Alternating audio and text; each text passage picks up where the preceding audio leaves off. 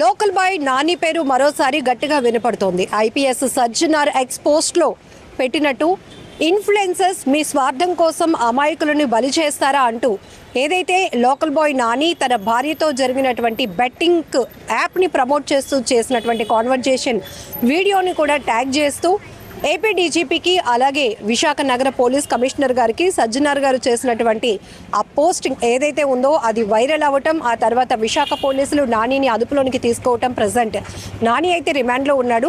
పలు సెక్షన్స్ కూడా ఆయన పైన ఫైల్ చేయడం జరిగింది. గాజువాకకు చెందినటువంటి ఒక యువకుడు ఇచ్చినటువంటి కంప్లైంట్ కూడా బేస్ చేసుకొని నానిని అరెస్ట్ చేస్తున్నట్లుగా ఇన్ఫర్మేషన్ ఉంది. అసలు లోకల్ బాయ్ నాని పైన ఎలాంటి సెక్షన్స్ కింద కేసు ఫైల్ అయింది, తను ఇప్పటికీ స్టిల్ రిమాండ్లో ఉన్నారు, ఏం జరుగుతోంది అసలు లోకల్ బాయ్ నాని అంటే చాలామందికి ఒక డౌట్ ఉంది. బెట్టింగ్ యాప్స్ని చాలామంది సెలబ్రిటీలు ప్రమోట్ చేస్తున్నారు కదా, లోకల్ బాయ్ నానినే ఎందుకు పోలీసులు టార్గెట్ చేస్తున్నారు అనే కోణంలో కూడా చాలామంది తమ వాయిస్ రైజ్ చేస్తున్నారు. బట్ ఆ సెక్షన్స్ ఏంటి అని తెలుసుకున్న తర్వాత ఈ కేసు విషయంలో డెప్త్ ఏంటో తెలుస్తోంది. మనతో పాటు పలక శ్రీరామూర్తి గారు ఉన్నారు, అడ్వకేట్, ఆయనతో మాట్లాడదాం. ఇప్పటి వరకు నానినే ఎందుకు అంతలాగా టార్గెట్ చేశారు, రిమాండ్కి పంపించినంత సీరియస్నెస్ ఉందా అంటున్నారు. అసలు ఏ కేసులు ఫైల్, ఎలాంటి సెక్షన్స్ ఫైల్ అయ్యాయి? ఆయన్ని అరెస్ట్ చేయడం కరెక్ట్ అండి. ఎందుకంటే ఇటువంటి లోకల్ నాని మూలం వ్యక్తుల వల్ల సమాజం పాడైపోతుందండి. యువత అంతా కూడా తప్పుదోవ పడుతున్నారండి. ఎందుకంటే ఈయన అంత నేరాలు చేశాడండి. ఈయన పైన పెట్టిన సెక్షన్స్ ఏంటంటే ఉన్నాయంటే 111(4) ఉంది, అలాగే 112(2) ఉంది, అట్లాగే 318 సెక్షన్ పెట్టారు, అలాగే 319 పెట్టారు సెక్షను, అలాగే 46 సెక్షన్ పెట్టారు బిఎన్ఎస్లోని, అలాగే 61 పెట్టారు. ఇందుకు ఇవి సెక్షన్స్ ఏం చెప్తున్నాయంటే 111 సెక్షన్ ఏం చెప్తుందంటే అంటే దాంట్లో 4 కాజులు ఉంటాయి, 1, 2, 3, 4 ఉంటాయి. అట్లాగే ఆయన 4 పెట్టారు. 4 పెట్టారంటే ఈ 111 ఏంటి చెప్తుందంటే అక్రమ రవాణా, అమ్మాయిల్ని తీసుకెళ్ళి వ్యభిచార గృహాల్లో అమ్మడం, వెహికల్స్ దొంగతనం చేయడం, అమ్మాయిల్ని తీసుకొచ్చి వేరే వేరే రూట్స్లో వాళ్ళని విక్రయించడం, వేరే విధంగా యూజ్ చేయడం, వాళ్ళ జీవితాలతో ఆటలు ఆడుకోవడం అనమాట. అది చాలా డేంజరస్ సెక్షన్. ఎందుకంటే వీళ్ళు చేస్తున్న పని అదే. వీళ్ళు చేస్తున్న పని ఏంటంటే అమ్మాయిలు మభ్య పెట్టడం, వాళ్ళకి ఏదో చూపించడం, ఆశ చూపించడం, వాళ్ళు తీసుకెళ్ళి వివిధ వ్యభిచార గృహాలు అమ్మడం, లేకపోతే ఇతర దేశాలకి, దుబాయ్ అటువంటి దేశాలకి ఎక్స్పోర్ట్ చేయడం, ఇటువంటివి చేస్తున్నారు. అది ఎప్పటి నుంచో ఇన్వెస్టిగేషన్లో ఉంది, కానీ ఇప్పుడు ఫైనలైజ్ అయింది. ఫైనలైజ్ అయ్యారు కాబట్టి ఇమీడియట్గా ఈ సెక్షన్స్ పెట్టడం జరిగిందనమాట. 111, 112, అలాగే 318, 319, 46, రెడ్ విత్ 61 ఈ సెక్షన్తో పాటుగా వీళ్ళు కొన్ని ఏం చేస్తున్నారంటే ఐటీ ఇన్ఫర్మేషన్ టెక్నాలజీ 2000లో వచ్చిన యాక్ట్ ఏదైతే ఉందో దానిలోని కూడా వీళ్ళపైన సెక్షన్ 66C, సెక్షన్ 66D పెట్టారు. వీటిలో అర్థం ఏంటంటే సెక్షన్ 66C ఏంటంటే ఇతరుల సంతకాలు వీళ్ళు పెట్టేయడం, ఫోర్జరీ చాలా నేరం. అలాగే సెక్షన్ 66D ఏంటి చెప్తుందంటే ఒక ప్రొఫైల్ మీద ఇంకొకరు వ్యక్తుల ఫోటోలు పెట్టడం, నా ప్రొఫైల్ మీద ఏ హీరోయిన్ ఫోటోలు పెట్టడం, ఆ ప్రొఫైల్ పెట్టడం, ఆ విధంగా మార్పు చేయడం అని ఫేక్ పెట్టి ఐడి పెట్టి ఎవరు హీరోయిన్ అనగానే అవతల అట్రాక్ట్ అయిపోయి సబ్స్క్రైబ్ చేస్తున్నారు వీళ్ళకి. ఆ విధంగా డబ్బులు సంపాదిస్తున్నారు అనమాట. అక్కడ అమ్మాయి కనిపించింది అనగానే వాళ్ళు ఏం చేస్తున్నారంటే నువ్వు ఈ నెంబర్కి మీరు కొంత అమౌంట్ పంపించండి అనగానే ఆ అడ్రస్ పంపించేస్తున్నాం. తెరమ చూసి ఆ అడ్రస్ వాళ్ళది కదా, నాది అది, కానీ బొమ్మ మాత్రం అక్కడ ఆ హీరోయిన్ ఎవరిదో పెడతారనమాట. ఆ విధంగా మార్పిడి చేస్తూ వీళ్ళు మోసం చేస్తూ ఇతరుల దగ్గర నుంచి డబ్బులు సంపాదిస్తున్నారు. అలాగే ఒక పేద అమ్మాయిల వాటిని చూసి వాళ్ళకి కొన్ని సౌకర్యాలు కల్పించి వాళ్ళు తీసుకెళ్ళి అమ్మాయిలు అమ్మేయడం, విదేశాలు తీసుకెళ్ళి అమ్మేస్తున్నారు. వీళ్ళు బొంబాయి అంటే కలకత్తా లాంటి కొన్ని రెడ్ లైట్ ఏరియాలోనే అక్కడ తీసుకెళ్ళి అమ్మేస్తున్నారు. ఆ విధమైన పనులు చేస్తున్నారు కాబట్టి వీళ్ళపైన ఈ సెక్షన్ పెట్టడం జరిగింది. అలాగే ఇంకో గేమింగ్ యాక్ట్ కూడా ఉంది. వీళ్ళు గేమింగ్ యాక్ట్లో కూడా వీళ్ళకి సెక్షన్ 3 అండ్ సెక్షన్ 4 పెట్టారు. అవేంటంటే గేమింగ్ యాక్ట్లోనే వీళ్ళు ఒక వ్యభిచార గృహాలను రన్ చేయడం, అంటే గేమ్స్, ప్యాక్ ఆట, లేకపోతే వివిధ అంటే ప్రభుత్వం నిషేధించిన ఆటలు ఏవైతే ఉన్నాయో అవన్నీ కూడా ఒక గృహంలో తీసుకొని ఒక మేనేజ్మెంట్ పెట్టుకొని ఒక సంస్థలా పెట్టి అందులో అక్కడ పెట్టి వీటిని ఆహ్వానించడం, అందులోకి వాళ్ళ దగ్గర డబ్బులు కలెక్ట్ చేయడం, అవి మళ్ళీ వాళ్ళు అక్కడ లోపల జరుగుతున్న కార్యక్రమాలు ఫోటోలు తీయడం, వీడియోలు తీయడం, అది తీసుకెళ్ళి బ్లాక్మెయిల్ చేసి వాళ్ళ దగ్గర డబ్బులు సంపాదించడం, ఇటువంటి అసాంఘిక కార్యక్రమాలు అన్నీ కూడా వీళ్ళు చేస్తున్నారు. సాధారణమైనటువంటి fisherman local boy Nani alias Vasupalli Nani అంటే టిక్టాక్లు తర్వాత యూట్యూబ్ స్టార్ట్ అయిన తర్వాత తన వీడియోల ద్వారా కంటెంట్ ద్వారా అందరికీ, కానీ ఇలాంటి ఒక పర్సన్ చదువు కూడా లేనటువంటి ఒక వ్యక్తి ఇన్ని చేయగలుగుతున్నాడు అంటే ఈయన ఒక్కరే కాదండి, ఇది ఒక గ్యాంగ్, ఒక టీం ఉంటుంది, దేశవ్యాప్తంగా ఉంది ఈ టీము.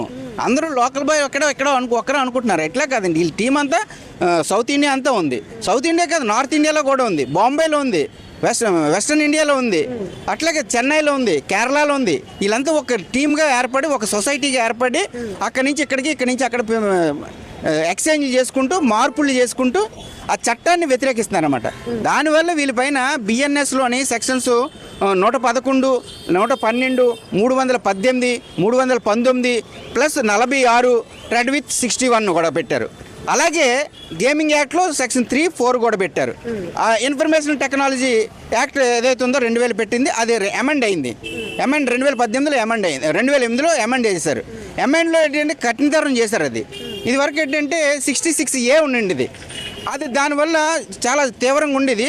అది పబ్లిక్కి ఇన్కన్వీనియన్స్ అవుతుందని చెప్పేసి ఒక అమ్మాయి కేసు ఫైల్ చేసింది 66Aలో. అది సుప్రీంకోర్టు కొట్టివేసింది 2016లో.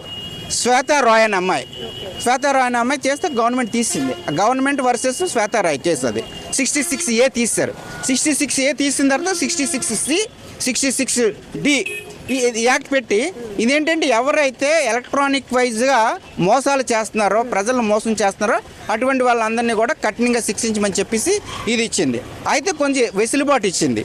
వెసులుబాటు ఎందుకు ఇచ్చిందంటే కొందరు మంచి పనులకు ఉపయోగిస్తారు, కొందరు మంచి పనులకు ఉపయోగిస్తారు.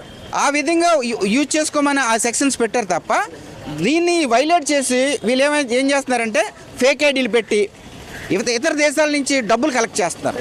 ఒక పాపులర్ హీరోయిన్ ఫోటో తీసుకొచ్చి నా వెబ్సైట్లో పెడుతున్నారు. అందరూ ఏమనుకున్నారు, హీరోయిన్ అనగానే అందరికీ లైక్ కొట్టడం, వాళ్ళకి ఫ్రెండ్షిప్ చేసుకోవడం, అది అయిన వెంటనే వాళ్ళకి అయితే నాకు ఒక 5,000 కావాలి, 10,000 కావాలని చెప్పేసి వాళ్ళని ఫోన్పే చేయించుకోవడం, ఆ విధంగా మోసం చేస్తూ వేలాది రూపాయలు సంపాదిస్తున్నారు. ఈ సెక్షన్స్ లో బెయిల్ వచ్చే అవకాశం ఉంటుంది. బెయిలబుల్ సెక్షన్స్ అండి, ఇవన్నీ కూడా బెయిలబుల్ సెక్షన్సే. అయితే దీంట్లోని ఐటీ యాక్ట్లోని ఒకటి బెయిలబుల్ కాదండి. అంటే 3 స్టేజెస్ ఉంటాయి దీంట్లో. సెక్షన్ సిలోనే 4 ఉంటుంది. అదేంటంటే అది తీవ్రమైన నేరం అనమాట. ఏంటంటే వీళ్ళు అమ్మాయిలు తీసుకెళ్ళి వాళ్ళు ఫోటోలు తీసి తర్వాత ఫిలిమ్స్ తీసి వీళ్ళు ఒక వ్యాపారం చేసుకుంటారు, బిజినెస్ చేస్తున్నారు. అది తీవ్రమైన నేరం. అదైతే మాత్రం 10 years శిక్ష పడుతుంది, 10 లక్షల రూపాయలు కూడా కట్టాలి, 2 కూడా వేస్తుంది కోర్టు. ఈ సెక్షన్ C1 అయితే మాత్రం మీకు ఓన్లీ ఒక 1 lakh కాదు 1 lakh రూపీ ఫైన్, 3 ఏళ్ళు లేకపోతే 1 year జైలు. గతంలో కూడా హార్బర్ బోటు ప్రమాదంలో నాని పేరు చాలా గట్టిగా వినబడింది. ఆ తర్వాత ఇన్వెస్టిగేషన్లో ఇతను కాదు, ఈ నాని కాదు, వేరే నాని అని అది కూడా అంటే అప్పుడు తర్వాత మళ్ళీ ఇప్పుడు ఈ బెట్టింగ్ యాప్ల వ్యవహారంలో మళ్ళీ నాని పేరు చాలా గట్టిగా వినపడుతోంది. రిమాండ్కి వేయడం, రిమాండ్ ఎప్పటి వరకు అంటే మీకున్న ఇన్ఫర్మేషన్? కోర్టు వచ్చి March 7th వరకు రిమాండ్లో ఉంచమని చెప్పారండి. అయితే వాళ్ళు బెయిల్ పెటిస్ పెట్టుకున్నారు. బెయిల్ హీరింగ్ మాత్రం 27th ఈ మంత్ ఇచ్చారు. మరి ఆ రోజు అవుతుందో అవదో తెలియదు. మరి రిమాండ్ మాత్రం March 7th వరకు ఇచ్చారు. బెయిల్ వస్తుందని నేనైతే అనుకోవట్లేదండి. ఎందుకంటే బెట్టింగ్ యాప్లు ఎందుకంటే ఇది చాలా తీవ్రమైన నేరం చేశారండి. వీళ్ళ అమ్మాయిలు ఎక్కడి నుంచి తీసుకెళ్ళి ఇతర రాష్ట్రాలు తీసుకెళ్ళి వ్యభిచార కూపర్లో అమ్మేస్తున్నారండి. ఇక్కడ వీళ్ళు చేస్తున్న బిజినెస్ ఇదండి. అది లాస్ట్ టైం ఓన్లీ బోట్ తగలబెట్టింది లేకపోతే టిక్టాక్లు చేసుకుని ఉంటున్నాడు అని అనుకున్నారు తప్ప, కానీ ఈయన చేస్తున్న నేరాల్లో చాలా తీవ్రమైన నేరాలు అనమాట. సంఘ వ్యతిరేక నేరాలు అవి. ఒక అమ్మాయిలు పాడు చేయడం, అమ్మాయిలు తీసుకెళ్ళి అమ్మేయడం, ఇటువంటివి చాలా పెద్ద నేరాలండి. అంటే అలా యువతను పాడు చేస్తూ సమాజాన్ని పాడు చేస్తున్నారండి. ఓ పక్క నాకు నాలెడ్జ్ లేదు, నేను చదువుకోలేదు అని అంటున్నాడు, కానీ చేసే పనులన్నీ కూడా చదువుకున్నాడు కూడా చేయలేని పనులు చేస్తున్నాడు. ఆ విధంగా ఇక్కడ విశాఖపట్నం ప్రశాంతమైన ప్లేస్ని ఒక నరకకోకంగా తయారు చేస్తున్నాడు, ఒక క్రిమినల్ సామ్రాజ్యంగా తయారు చేస్తున్నాడు. సజ్జనార్ గారు చేసినటువంటి పోస్ట్ తర్వాత నాని మరొక పోస్ట్ కూడా పెట్టాడు, ఒక వీడియో రివీల్ చేశాడు.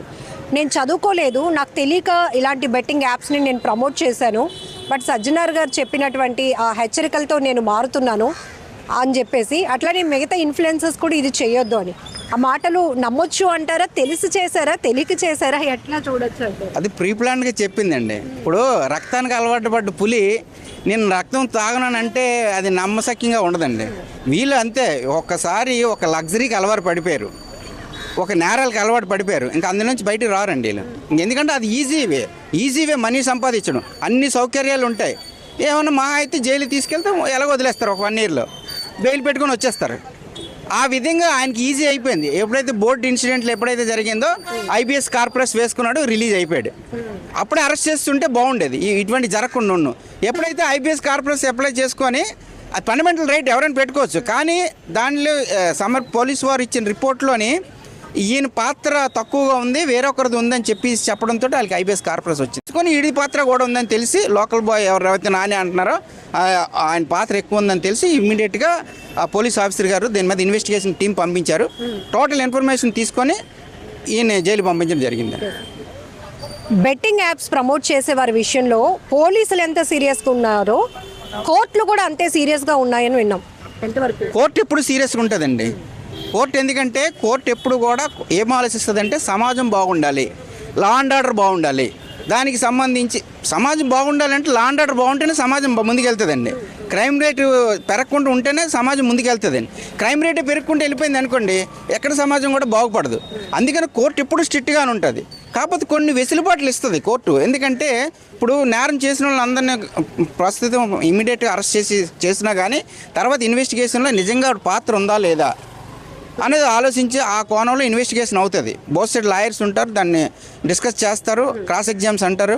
తర్వాత వాళ్ళు వాదోపవాదాలు అయిన తర్వాత ఈడు కరెక్టా కాదా, ఈడు దొంగ మంచోడా అన్ని నిర్ణయించి తీసుకున్న తర్వాత శిక్ష వేసేస్తుందండి కోర్టు. ఆ వెసులుబాటు రాజ్యాంగం కల్పించింది. సో ఇది లోకల్ బాయ్ నానికి సంబంధించి ప్రస్తుతం ఆయన రిమాండ్లో ఉన్నాడు. ఎలాంటి సెక్షన్స్ ఫైల్ అయ్యాయి, ఆ సెక్షన్స్ ఏం చెప్తున్నాయి, ఎలాంటి సందర్భాల్లో అలాంటి సెక్షన్స్ని పెట్టడం జరుగుతోంది అంటే ఇక్కడ పర్టికులర్గా నాని కోసమనే కాదు, చాలామంది ఇన్ఫ్లుయెన్సర్స్ ఇలాంటి బెట్టింగ్ యాప్లను ప్రమోట్ చేస్తున్నారు. కేవలం మనకి తెలిసి తెలియక మేమేదో బెట్టింగ్ యాప్లను ప్రమోట్ చేస్తున్నాం, మీకు ఈ యాప్లు ప్రమోట్ చేసినప్పుడే చెప్తున్నాం మీరు చాలా జాగ్రత్తగా ఆడాలి, మోసపోకుండా ఆడాలి అని సజెషన్స్ కూడా వీళ్ళే ఇచ్చేస్తున్నారు. కానీ ఆ వెనకాతలో ఉన్నటువంటి చీకటి కోణం ఏదైతే ఇప్పుడు లాయర్ గారు చెప్పినట్టు చీకటి కోణం అంటే దీన్ని ఒక ఫేస్ లాగా చూపిస్తూ ఆ వెనకాతల ఇంకా చెయ్యకూడనటువంటి అసాంఘిక కార్యకలాపాలు అన్నీ కూడా చేస్తున్నారు వీళ్ళు. మార్ఫింగ్ చేస్తూ ఉండటం, లేకపోతే ఫేక్ ఐడెంటిఫికేషన్తో జనాల్ని అప్రోచ్ అవ్వటం, అట్రాక్ట్ చేయటం, అమాయకంగా వాళ్ళని డబ్బులు పెట్టి అక్కడ మోసపోయేలాగా వాళ్ళు ఇన్ఫ్లుయెన్స్ చేస్తూ ఉండటం. జనరల్గా మనకు తెలుసు ఇన్ఫ్లుయెన్సర్స్ అంటే వాళ్ళు ఎట్లా అవుతారు, ఒక సెలబ్రిటీ లాగా ఆ హోదా ఎలా వస్తుంది, జనాలు ఆదరించినప్పుడే వస్తుంది. ఆదరణకు ముందు వీళ్ళు ఒకలాగా ఉంటున్నారు, వచ్చిన తర్వాత మరొకలాగా మారుతున్నారు. ఇక్కడ కాయిన్కి బోత్ సైడ్స్ మనం ఎట్లయితే అనాలిసిస్ చేస్తామో మనిషి ఫస్ట్ డౌన్ టు ఎర్త్ ఎదిగే క్రమంలో ప్రతి ఒక్కరూ కూడా ప్రతి నిజాయితీని అనేది కంపల్సరీగా హానెస్ట్గా ఉండాల్సిన ఇంపార్టెంట్ చాలా ఉంది. బట్ కొంతమంది మాత్రం మధ్యలో ఒక స్థాయికి వచ్చినాక వాళ్ళలో చూస్తున్నటువంటి మార్పులు ఇలా ఎలాంటి శిక్షలకు తావిస్తుందో కూడా ఒక ఎగ్జాంపుల్ ఈ కేసు అని కూడా చెప్పొచ్చు. సో ప్రస్తుతానికి అయితే వాళ్ళకి బెయిల్కి అప్లై చేస్తున్నప్పటికీ కూడా ఇది కోర్టు పోలీసులు నానికి సంబంధించిన వ్యవహారం అయితే కాదు, పబ్లిక్కి కనెక్ట్ అయిన వ్యవహారం. ఎందుకంటే ఎప్పుడైతే వీడియోల ద్వారా మంచి మంచి మాటల ద్వారా ఒక సాధారణమైనటువంటి మత్స్యకారుడుగా జనానికి పరిచయమైనటువంటి లోకల్ బాయ్ నాని ఇప్పుడు ప్రజలకు కూడా ఆన్సర్ చెప్పాల్సిన అవసరం ఎంతైనా ఉంటుంది. ఎందుకంటే తన మాటలు నమ్మి మెచ్చుకొని తనకి ఇంత హ్యూజ్ రెస్పాన్స్ ఇచ్చారు జనాలు, చాలా దగ్గరగా రిసీవ్ చేసుకున్నారు. లోకల్ బాయ్ నాని అంటే ఒక ఆ స్థాయి ఇన్ఫ్లుయెన్సర్గా ఆయన ఎదగటానికి కారణం పబ్లికే, అంతకు మించి ఇంకేం చెప్పలేము. ఎందుకంటే చాలా చాలా రియలిస్టిక్గా తను ఎంత కష్టపడుతూ ఉంటాడు, సముద్రం మీద వాళ్ళ వేట ఎంత కష్టంగా ఉంటుంది, ఎట్లా వాళ్ళు వేటకి వెళ్తారు, ఎన్ని రోజుల పాటు ఉంటారు, కొన్ని సందర్భాల్లో ప్రకృతి వైపరీత్యాలను వాళ్ళు ఎలా ఫేస్ చేస్తారు, దినదిన గండంగా ఉంటుంది అని అంత ప్యూరిటీ వర్డ్స్తో జనాలకి కనెక్ట్ అయినటువంటి పర్సన్ చదువుకోలేదంటూనే బెట్టింగ్ యాప్స్ ప్రమోట్ చేయటం ఏంటి, చదువుకోలేదంటూనే బోల్డ్ ఫేక్ ఐడీస్తో చాలా చాలా అకౌంట్స్ మెయింటైన్ చేయటం ఏంటి, ఇవన్నీ చాలా వ్యవహారాలు నడుస్తున్నాయి కాబట్టి ఇవన్నీ జనానికి తెలియదు. బట్ పోలీసుల ఇన్వెస్టిగేషన్లో మాత్రం చాలా లోతైన దర్యాప్తు ఉంటుంది కాబట్టి ఇన్ని సెక్షన్స్ అయితే ఫైల్ అయ్యాయి. సో ఈవెన్ మనకి లాయర్స్ కూడా చెప్తా ఉన్నారు బెట్టింగ్ యాప్ని కాదు, ఇలాంటి మోసపూరిత వ్యవహారాలు చేస్తూ అమాయక జనాన్ని మోసగించే ప్రతి ఒక్కరి విషయంలో కూడా కోర్టులు పోలీసులు కూడా చాలా సీరియస్గా ముందుకు వెళ్తాయి అంటున్నారు. సో ఖచ్చితంగా న్యాయస్థానం ముందు ప్రతి ఒక్కరు తప్పు చేసిన వాళ్ళు తల వంచాల్సిందే అనేందుకు ఇది ఒక బెస్ట్ ఎగ్జాంపుల్ అని కూడా చెప్పొచ్చు. కెమెరా పర్సన్ శేఖర్తో లక్ష్మి, ఐ డ్రీమ్ వైజాగ్.